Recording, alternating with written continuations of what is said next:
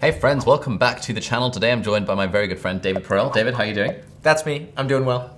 Thanks for coming on the channel. So basically what we're going to do is that David and I have both built multi-million-dollar businesses off the back of building an audience, which we started completely from scratch.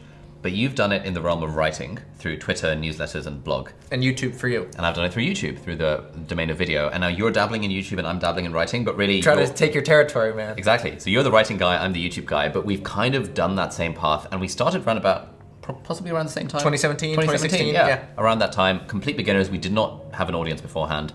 And so in this video, we kind of want to break down the 5 stages of going from absolutely nothing to then having a big profitable business on the other end. So we're going to be talking about starting out and kind of pros and cons of writing versus YouTube and how easy it is to start love writing versus YouTube. We're going to talk about how to get better at the craft, writing in YouTube. We're going to talk about how to grow the audience and how that is, tips on each platform and how that's different between writing and YouTube. We're going to talk about transitioning an audience from a public platform like Twitter and YouTube onto private platforms like an email list and a blog. And finally, we're going to talk about monetizing. And basically what we're trying to do is give you that roadmap, which both David and I have sort of followed in parallel, just across these different platforms. So if you've been thinking of building an audience, or if you're further along that path, hopefully you'll get some value out of this video and us sharing the tips that have worked for us. Because to be honest, a lot of these tips, even if you're a YouTuber, it's really helpful to know what a writer does to grow. And similarly, if you're a writer, it might be useful to know what a YouTuber does to grow their audience. How does that sound? Let's do it. Fantastic. So let's start with starting out for the first time. Now, I suspect that starting out as a writer is probably easier than starting out as a YouTuber. I think so, because the thing about writing is it doesn't cost anything. So if, like when I did YouTube, I had to get cameras and mics and lights and all this sort of stuff. But writing, you can just go to a coffee shop and just get to work. Exactly. And so what sort of tips would you have for someone who's just starting out? Like, what should they be doing as like their first few steps if they're like, cool, I want to build an audience online and I'm going to do it through the writing path? Look, I'll tell you what I did. So I say write every single day and set like a 60-minute timer and make sure that you show up every single day. It's like working out. Go to the gym. And actually, when I started working out, what I did was I said, I'm going to go for 30 minutes every single day. And I did for many years. And so I tried to do the same thing with writing. And if you can do that, it fits in with your schedule, do that and just show up and write consistently. But one of the things I would say is give yourself a forcing function to publish regularly too, because that's then gonna improve the quality of what you actually produce. And how often would you suggest a beginner publishes stuff?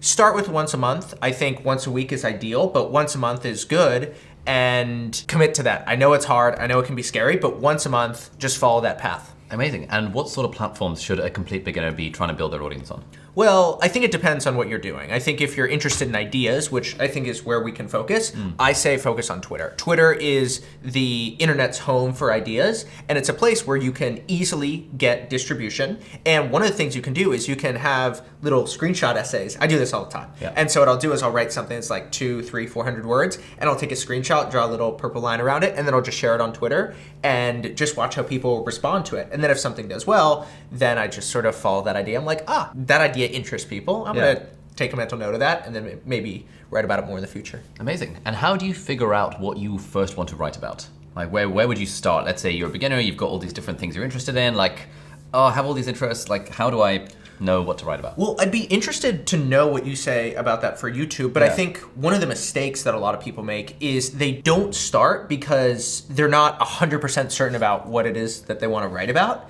And the thing that I would do is often, maybe you've been working in an industry for a while, you've been passionate about something for many years. If that's the case, you know what to write about, but also I didn't know what to write about when I started, not at all. And so whenever I talk to Write a Passage students, one of the things I'll say is just start writing, have good conversations around your writing, see what's beginning to resonate, and then double down on the intersection of what resonates with you and what's fun to write about and piques your curiosity, and then also what resonates with other people. How about for you two? How does that work? Yeah, so I think for YouTube, starting out is a lot harder than starting out with writing, and that's generally why whenever someone asks me, how do you build an audience? How should I get started as a complete beginner? What I say is actually you should start by writing. And I actually started writing a year and a half, 2 years before I first started on YouTube. And I think if I hadn't started my blog and started writing articles on that initially, I just published maybe like once a month-ish, roughly, probably less frequently than that because I was a bit of a waste man.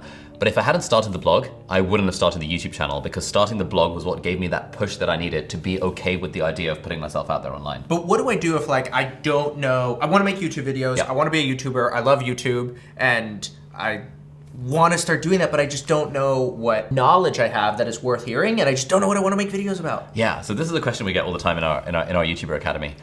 There's no easy answer. It's a bunch of it depends, but one framework that I like, which we talked about in our podcast, is this idea of architect versus archaeologist. Yeah. So for example, an architect is someone who plans everything out, and before the builder lays a single brick, the architect has got all of the plans and they know exactly what they're doing. On the other hand, you have the archaeologist, and the archaeologist is someone who, like, you know, they'll think, okay, that area sounds promising, and they're gonna dig. They're gonna do the work, they're gonna make the videos, they're gonna keep on digging.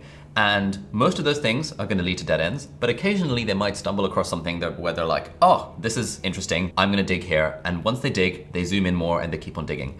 And I think for most people starting out on YouTube, being an archaeologist is the way to go. Once you are already good at making videos, then you can be an architect. You can do all the market research, you can research your niche, you can do all of that business type stuff as an architect. But for most people, my advice is just start making videos about whatever interests you. And then once you get to the point where you know how to make a good video, at that point you can start thinking more about the strategy and about the niche and about like the market. And I think this is a good transition into what it's going to take to get better at the craft. I think when you're starting a craft, the most important thing is to do the craft. And anything that is taking you away from actually doing the craft is going to be suboptimal, even if that's what all the gurus and all the experts say is like the thing to do. Yeah, no, exactly. I think you have a nice phrase, which is imitate, then innovate. Yes. There's another one, sort of get going and then get good. Yeah. It's all, you know, the thing that I always preach is that quantity is more important than quality at the start.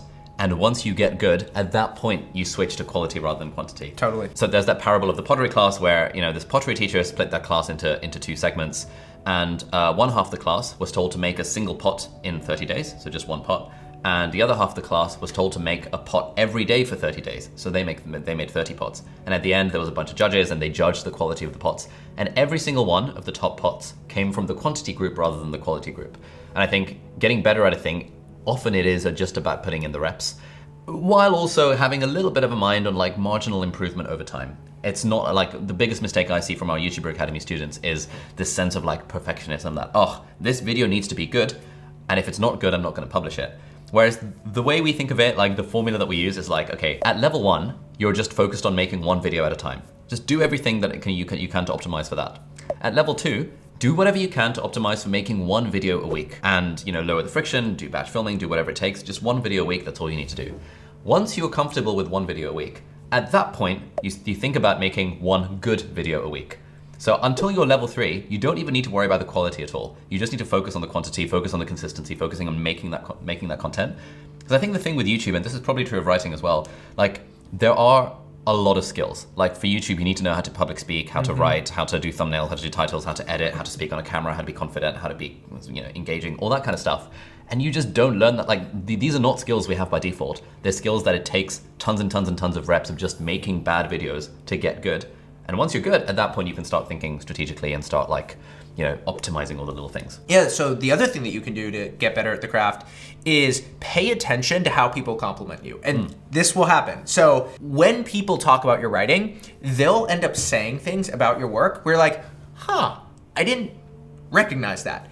And listen to the things where they'll give you a compliment, you're like, yeah, that's actually the writer that I would want to be, and begin to cultivate that.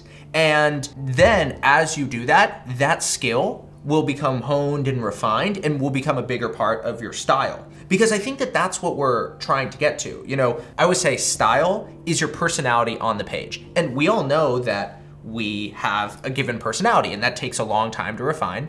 But you want to do the same thing, but do it intentionally with writing. And you do that by paying attention to compliments that you get where people are saying, this is why I like your work, and double down on that. Yeah, it was exactly the same thing on YouTube. So for me, I started out fairly niche, started out giving advice to medical students who were applying to medical school. And then I would look at the comments. Oh, this was really helpful. I liked how you did that thing. I was like, oh, cool. Maybe I'll do more of that thing.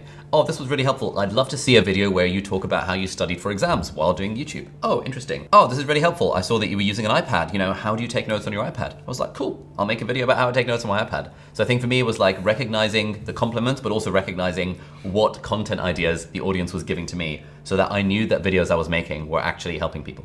One of the frameworks that we use in terms of getting feedback, and one of the things that you can do is ask people in your life for feedback. Early on, my mom edited a lot of my work, but then later on, it was different readers who, even when I only had a couple hundred subscribers, they would reach out and I would say, hey, can you help me edit? I would say, can you tell me 5 things? And I follow the acronym CRIBS.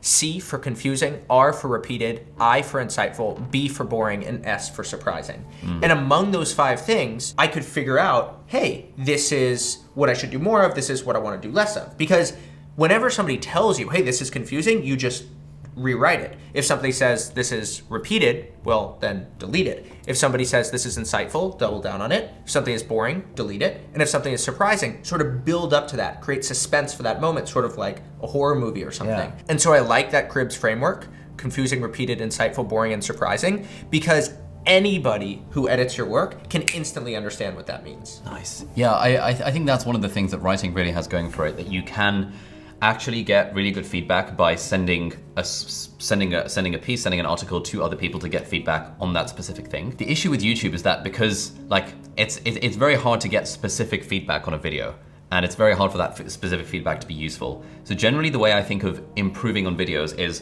don't worry too much about this video, think about the next one. And so you publish the video, you can, depending on what your numbers are, you can look at the analytics, you can see the comments, you can generally get a feel for what bits of the video resonated, what bits of the video didn't resonate, and you can use that to try and improve slightly for the next time. But at the same time, I think there is a danger in, one thing I tried to do in the early days was to be like, every video is gonna be better than the last. And that is completely unsustainable. You could just get caught in a state of paralysis with that. And so one thing that I had is that I never had goals for my channel other than I just want to make 1 or 2 videos every week. And I'm going to do this for a few years and I'm going to see what happens and hope for the best and slowly try and improve over time. How did you think about cultivating inspirations? Were there different channels that you were following, or were you more inspired by people outside of the world of YouTube? What did you do there? Yeah, so on YouTube, so I actually spent a bunch of time on Twitter and on YouTube. So, and reading books and listening to podcasts. So essentially anytime something would resonate with me or I was learning something interesting, I would be like, oh, okay, can I make a video where I document this? And I really like Gary Vee's concept of document, don't create. What does he mean by that? So what he means by that is that just document the things you're doing already. Document the things you're already learning. Don't think about trying to create new content. Because even now, 90% of the videos on my channel, which is doing reasonably well, are documenting the process of something. This video we're doing now is both of us documenting and just sharing advice on a thing that we've already done. It's not like we're trying to do comedy skits or at least for me on YouTube, I'm almost never trying to create something completely original. Do you know the idea of sell your sawdust? Oh, yeah. It's sort of like that. It's like, what are the things that you're already doing? And then how do you take that and turn it into something useful? One of the things that I've done in my writing is I try to be very sensitive to when I'm reading a writer whose work I really admire, I just stop and I say, okay, in addition to these ideas being interesting, what can I take from the way that the writing is constructed and why is this moving me? Yeah. And one of the things I do is I have a framework that we teach in Write a Passage. It's called pop writing. And so what pop writing is it's personal, observational, and playful. Those are the 3 pillars. What personal writing is it's ideas that touch the heartstrings or talk about that writer, that sort of reveal something about themselves. Yeah. Observational writing is something that is making good observations in the world, and playful writing is something that has some personality, it's got some flavor, It's got some fun. And if you can have writing that is personal, observational, and playful, definitely if you have 2 of 3, but if you have all 3, that tends to be very good writing. And so what I'll do is, I know I'm good at observational writing, I'm not as good at personal and playful, and so I'll read different writers and try to identify what allows them to do well, and then I'll try to bring that into my writing, and just in the act of thinking about it, I improve. I don't actually need to do drills or anything like that, because that's not my style. Yeah, I think that personal, observational, and playful really applies to YouTube as well. I think the 2 things that I'm good at personally are personal and playful. So kind of opposite to you, whereas I'm pretty bad at observational. But I find that in videos where I'm saying something like sharing a personal anecdote or kind of condensing a lot of personal experience into a single video. I had a video go viral last year, how I type really fast, 156 words per minute. You do type really fast. I do. I was actually just watching that. It's crazy. But that's a skill that I've been honing for the last 14 years of my life. And so all of that personal experience condensed into one video is gonna make it more personal, that, hey, here are the things that work for me, maybe they'll work for you. And playful as well, it kind of depends on your vibe. There's a nice phrase that I like called, which is that your vibe attracts your tribe. And so on this channel, I like to be a little bit lighthearted. Our whole setup is like light mode rather than dark mode. I try and have a bit of banter here and there, use colorful things, colorful keyboards, like all these things just add a little touch of kind of fun into it, whereas other YouTubers, their brand might be a little bit more serious, a little bit less fun. So it kind of depends on what sort of brand you want to cultivate and how you can then improve your videos and recognize that that's a subjective thing, but that's kind of where you're trying to get to. The other thing to talk about is the idea of like unfair advantages. And I think this is really important if you're on YouTube as well. Like, yes, there is a sense of, just publish videos, see what happens. But there's also a big element of strategizing. Like, what are the things that I'm good at? What are the things I'm interested in? What are the things the market or the audience wants?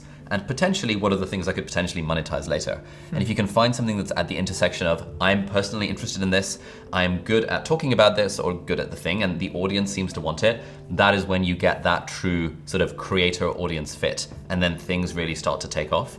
Whereas for me, I felt like, I think— How did that show up in your life? Like when you were identifying those unfair advantages, and how can we learn to identify ours? Yeah, so I think the thing with unfair advantages is that there's a Miles framework that some friends of mine who wrote a book called The Unfair Advantage, which is just over there. They use the Miles framework. So that is money, intelligence and insight, location and luck, expertise and skills or status or something like that. That's like one framework for it. For me, it was more of an intuitive thing of recognizing that, okay, I've got an unfair advantage of the Cambridge University medical student brand name, and I have the unfair advantage that I had a business that was making money, so I could invest in camera gear early on. And so those two things, it was like, okay, how can I take advantage of the brand name that I've got? And how can I kind of really ramp up the production value so this seems really high quality compared to other student vlogs? Led me down into the thing of, okay, let me give advice to medical students where the brand name is helpful. If I was, I don't know, teaching guitar, the fact that I'm a Cambridge University medical student is completely irrelevant. No one cares. But if I'm helping kids get into med school, it suddenly becomes a useful thing.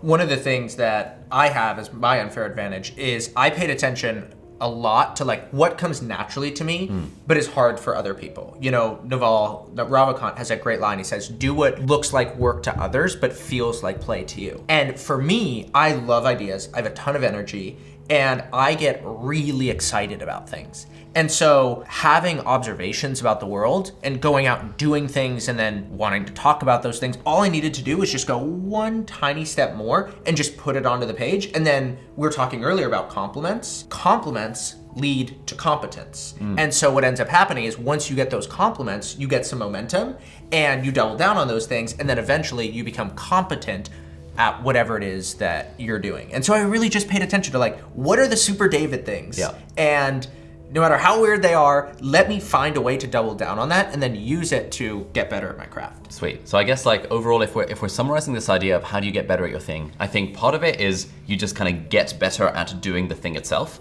So for example, getting feedback on your writing, doing more of it, doing more of the videos, trying to incorporate more editing flair, trying to think about the branding. But then there's also an element of strategy, and that brings us nicely onto part number 3, which is how do you actually grow your audience? That's the big question. Yeah. So what's it like for a writer? There's a lot of ways to think about this, but I do think you want to ride a wave. And having a wave can make growing an audience a lot easier for you. So I think that there's a couple ways to think about a wave. And I would say what you could do is you could do a wave of ideas, you could do a wave of people, or you could do a wave of a trend. And so a wave of an idea is you can summarize that idea. And so often that happens through a book, and you can summarize whatever that principle is. That's the first thing. And there's so many options there. Then you have a wave of people. One of the things that I looked for was who are some big names who will promote my work, and then how do I write things that they'll actually be interested in? So a huge influence on my life was an economist named Tyler Cowen, and Tyler has shared a lot of my work on his blog, Marginal Revolution, which is the world's biggest economics blog. And because he was sharing my work, what ended up happening was I got a lot of reach and distribution. And then the third option is you can ride a trend. So I think that I've rode the trend of writing online. Then whatever it is, there are certain technological trends, ways that society is changing. And so if you can focus on an idea, a person, or a trend, you can use that to then grow your audience. Nice. That's a really good framework. I really like that. I just made it up. Fantastic. That's so good. Incredible. Yeah, like the way I think of it on YouTube is like once you have gotten good at making a video, you can actually do all those things as well. So you can chase trends. That's how a lot of people do it. You know, reaction to TV shows. When Squid Game was coming up, loads of channels blew up off the back of that. When like Among Us was a thing. Well, actually, that's really good. Remember Mr. Beast when he published, I know it's Mr. Beast, I know that's kind of unrelatable, but he's really good at this. And he made that video about Squid Games, which was like the fastest distributing YouTube video ever that I think is very indicative of how the internet works and how to build an audience. Yeah, so I think like trends is one way of doing it on YouTube. The other way of doing it is actually looking at channels that are similar to yours, seeing what videos have done disproportionately well for them, like what are their top most viewed videos, and is there a way that I can kind of do a similar video? If I'm doing that, if I'm stealing an idea from someone else, I will make a point to not watch their video. I'll literally just take the idea. So for example, I remember there was one video called How I Take Notes on My iPad Pro as an Engineering Student that had like 1 million views and the channel had like 20,000 subscribers. So I was like, damn, okay, this video has done like 50 times greater than their subscriber count, if my numbers are right. Therefore, what if I do a video called How I Take Notes on My iPad as a Medical Student? And that video was the first one that really went viral for us and is now on like 5 million views or something, and that video is the gift that keeps on giving. So I think there are intelligent ways to do market research and to think about the strategy.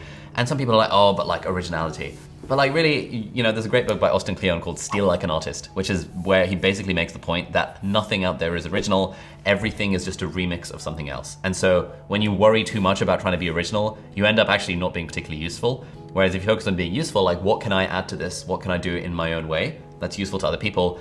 At that point, originality doesn't really matter. And there's a quote that I really like, I can't remember who's it from, but it's like, there are no unique messages, there are only unique messengers. And so you don't need to worry too much. Like the nice thing about YouTube is that there's no way for me to copy another person's video. I will always by default be doing it my own way because I am different to them. And I think just leaning into that and recognizing that just because something else exists out there, that does not mean you can't make that video.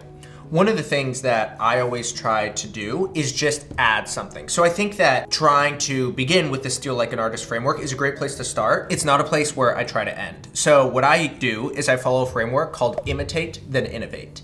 And what I'll often do is I'll take an existing idea and I'll try to make sense of it. I'll try to say, what's missing from this? And what's missing ends up being the originality that I bring. And so the most viral article I've ever written was called Peter Thiel's Religion. And Peter Thiel's a very famous investor. And I saw how everybody knew how his ideas were influenced by this philosopher named Rene Girard.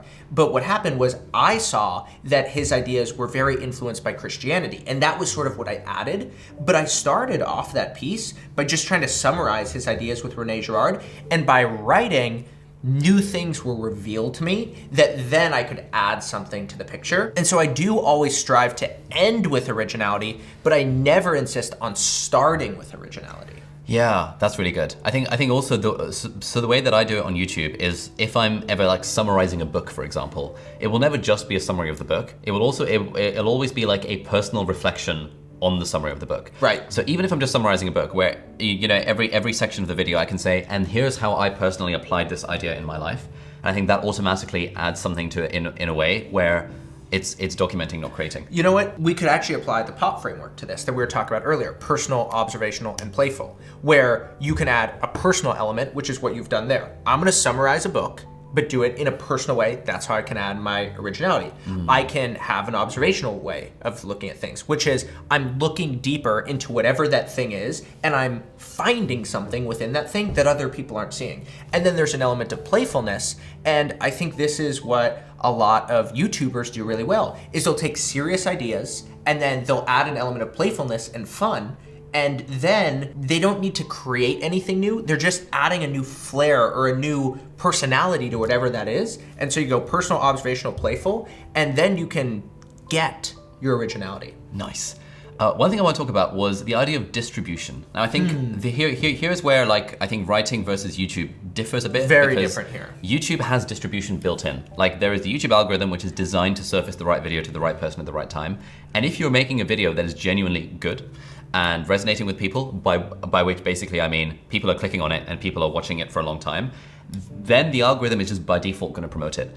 Whereas how does distribution work in the world of writers? I know a lot of people are like, oh, I've started a blog, but like, how's anyone gonna find it? Like, you know, that kind of vibe. So I have a framework called the public to private bridge, where you want to find your audience on public platforms, but then build your audience on private platforms. So what's the difference?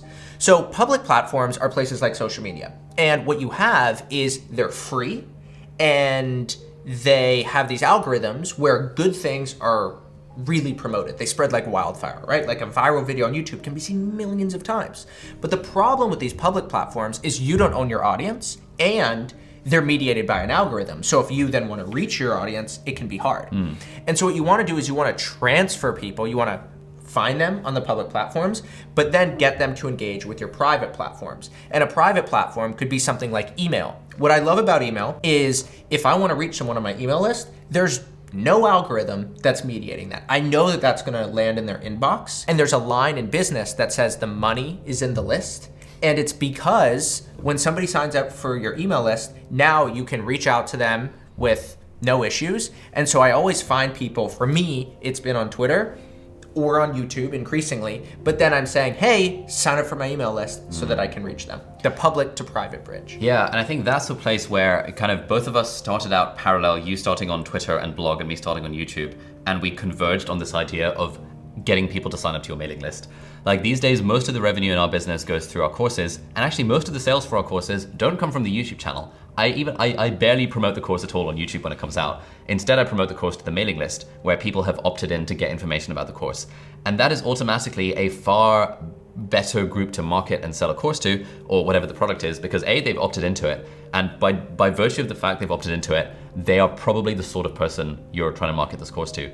I tend not to talk about my kind of $3,000 course on YouTube very much because, you know, I know that it's completely inaccessible for the bulk of my audience. But for the people who've chosen to sign up, the mailing list makes perfect sense. One of the things I would add is whenever you make it difficult for people to hear about your mailing list or to sign up for your mailing list, or you don't do a good job of explaining why they should sign up for your mailing list, that's like adding a toll to the bridge. And the more expensive the toll, the fewer people are going to drive on the bridge. So what I do, I talk about my mailing list, but then I don't just say, hey, sign up for my mailing list. I say, I will give you a free 50-day writing series that I have spent hours working on that is all my knowledge of writing distilled and compressed.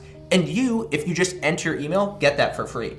And now my pitch is so much more compelling than, hey, I have a mailing list. I send out an email once a week, sign up. That's not compelling at all. Yeah, and you can sign up to that by clicking the link down below. And actually, I stole that idea from you, and so we have like the email course. Yeah, the 50-day thing. Nice. Except ours is 7 days because we don't have time to do it for 50 days. And that's like how we get. It's like a 7-day part-time YouTuber crash course email series, and it's free. It's got a lot of value in it. It took hours and hours and hours to write. But what we're hoping for is that people sign up to the mailing list to get that email course, and then each of those emails gives them so much value that they're like, oh, okay, this is interesting. So that when we launch our course, people are more primed to trust us with the topic because we've already delivered value up front. And I think that speaks to a broader kind of meta principle throughout all of this kind of stuff. Wherever you are on the journey from like complete beginner to multi-million-dollar business and beyond, like really the rule of the game is to just deliver as much value as possible. And Gary Vee has a framework called jab, jab, jab, right hook, where it's like a jab is where you're giving someone really valuable content completely for free. And a right hook is when you charge them money or you try and sell them something. And what Gary Vee often says is that he wishes he could have called his book jab, jab, jab, jab, jab, jab, jab, jab, like 20 times before the right hook, because that is like the ideal ratio of free content to paid. Okay, so at this point, we've started out either as a writer or as a YouTuber. We've done a load of practice, put in a bunch of reps to get good at the craft. Then we've done some strategizing. We've done some like giving loads and loads and loads of value to people to the point that we've now built an audience on these public platforms like Twitter and YouTube. We have then gone a step further and taken that audience to our private platform like our email list. And now we have the option to really ramp up the monetizing side of things. And I think monetizing is also where writer versus YouTuber differs quite a lot. The nice thing about YouTube is that it has monetization built in. You never have to sell something. If you want, all you have to do is just continue making videos that are adding value to the audience. And because of AdSense being a thing, just by default, you'll make money on YouTube. you also tend to find that once you hit about 10, 20,000 subscribers, you just start getting brands reaching out to you being like, hey, Skillshare wants to sponsor a video, Brilliant wants to sponsor a video, this random telephone brand wants to sponsor a video, and you start getting those inbound opportunities quite a lot. What's it like on the writing side if you're sort of building an audience on Twitter and then kind of sending them to your blog or newsletter? Well, I think that when it comes to monetization, sometimes with the internet, what people do is they treat it like this totally different world where there's like internet rules. And a lot of these principles that we've been talking about are actually fairly intuitive. And one of the things that happens, I don't know if you've been to a conference, but one of the things that happens is you'll talk to somebody, and if they're really impressive, like I come to you and I say, hey, you know, I have all this expertise on YouTube, and hey, you should do this, this, and that. I give you a couple ideas. You're like, that's a pretty good idea. We haven't thought about that. What are you gonna say to me? Hey, can I hire you? Yeah. You're gonna say that to me, so I don't even have to sell. And so that's what you wanna do with your content online. You want to get to a place where, just like that conference, the potential customer doesn't feel like you're coming at them and you're like, buy for me. You want them to come to you and basically say, hey, I wanna buy from you, and even better, this is what I want. And so if you have an audience and you can cultivate an attitude and a skill of listening to what people want and understanding not just their stated motivations, but their implicit motivations behind what they're saying, and deliver a product for that, now you have all of these customers who are knocking at your door and saying, I want to give you money. Yeah, and I guess it was interesting for you the first time you tweeted out about potentially starting a writing course. Yes. Like, what was that like? Yes, I totally forgot about that story. Good idea. So what I did was I was sitting on my couch and I was like, you know what? I'm gonna teach 1,000 people to write in 2019. Who's interested? So I just sent out a tweet. And at the time, I don't know, I had a couple thousand subscribers or a couple thousand followers on Twitter, and I got this uncanny flood of direct messages, people from every single continent saying, I would love to learn. And so I just started talking to them. I just said, hey, what are you interested in? How can I help? And so I was like, perfect, I'll do a consulting business. And so I started trying to do that. I was not a good consultant. There's just a lot of things about it that I wasn't very good at. But what I realized was, actually, this was a really good time to start an online course business. And so I started doing that. And so I turned Write a Passage into a product, and I started monetizing. And over time, I've raised the price and I've done a much better job of listening to what people want and then building an experience for them. But what's really important is we got to multi-million dollars in revenue, and I didn't spend a single cent on paid advertising, not 1 cent, because I had the audience. Yeah, that's great. I think it was similar for us when we first launched our YouTuber Academy. I just tweeted something about it. I didn't even mention it on YouTube for the first 2 cohorts. I just tweeted it, and we had an avalanche of people being like, oh my God, this sounds great. I want to sign up. Where do I sign up? We had a few people joking, oh, just take my money now, lol, that kind of thing. And I think that's what happens when you've just spent so long jabbing, i.e. providing so much value completely for free over such a long period of time, that when you do want to sell a product and you kind of are a little bit tapped into what the audience wants, it just basically sells itself. One of the things I would add here, and this goes back to that conference metaphor, is when do you know that it's the time? And I would say people will start asking you. Yeah. And you don't want to be too pushy. I was at a hotel last week, and this guy comes up to me and he just starts talking to me. And within 20 seconds, he's given me his business card. What do I think? I think this guy has no value to provide. He is not gonna be a trustworthy person. And so I just left the business card on the table. I'm not gonna contact that guy. But if we'd had a conversation and he had said, hey, you know, these are my thoughts on this and that, and I'd said, hey, that's pretty interesting, then I would have said, do you have a business card?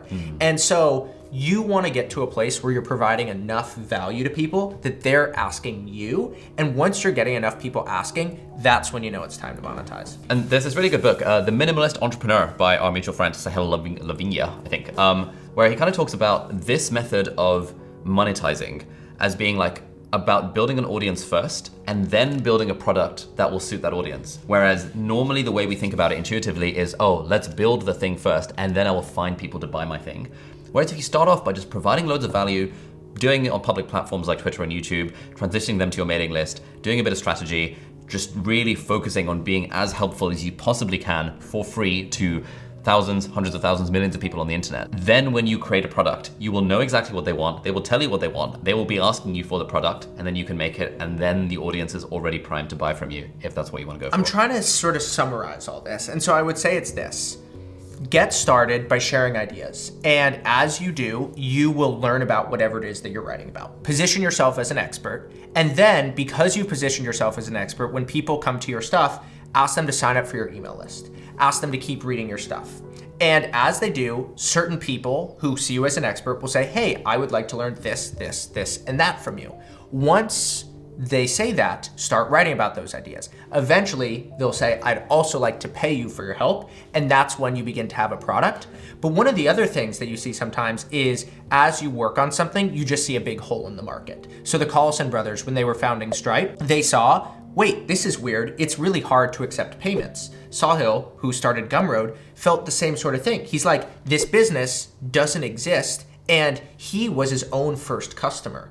And so as you create, you're gonna see opportunities that emerge. And once that happens, you can start monetizing. But what's so great about having an audience is at the beginning, you don't need to go out and raise funding. You have way less risk because you have people who already trust you, and they're gonna give you the benefit of the doubt if and when your first product isn't quite up to par. So I guess like now both you and I are sitting here kind of with fairly profitable multi-million-dollar businesses where we teach stuff, where we've got teams of people. Like 5 years ago, there's no way in hell you and I would have imagined that we're gonna be sitting here talking about this right now. But it was really a case of just, you know, like 99.99% of all the stuff that we do is completely free. We don't charge a penny for it. It's just that we focus on providing as much value to the audience as much as we can, adding a healthy dose of strategizing and improving and stuff over time, such that when we get to the point of being able to monetize, we then get to this point of having these successful businesses. And one of the things that I would emphasize is you were up at nights editing videos. You insisted on publishing regularly. I used to insist on writing for 90 minutes every single day. And for something like 5 years, I published something basically every single day, whether that was a tweet or an article. I've been doing newsletters and I haven't missed a newsletter in a couple years. Now, that isn't to say that this is impossible because, you know, we've been able to do it, but it requires a certain amount of discipline and consistency. But what I will say with that is having multi-million-dollar businesses that we can run from anywhere in the world and having the freedom to explore ideas for a living is the gift that makes that hard work worth doing. Yeah, I think that's fantastic stuff. And I think like often people ask me like, how did you sustain the motivation and the momentum to keep on pushing out those videos, even when you didn't have an audience and even when you weren't making any money? And the thing I always come back to is that it was fun. Like when you find something that you're doing for the intrinsic joy of doing it, and you find ways to make it fun, like trying to get a little bit better, trying to incorporate these editing tricks, trying to be like, oh, how can I speak on camera a bit differently next time? What elements of Peter McKinnon or Matt D'Avella can I incorporate into my videos? That's all the stuff that makes it super fun. And so after work, when I'd be sitting on my computer editing and my housemate would be like, why do you work all the time?